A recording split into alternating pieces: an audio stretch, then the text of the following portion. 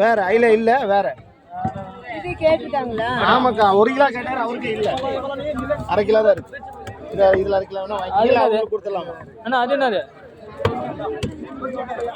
மத்தி மத்தி அது போன மத்தி மத்தி அது போன வந்து வாங்கினா அவருக்கு. அது 3 துண்டாட்டு வெட்டலாம். அவன் வெட்டலாம் சண்டே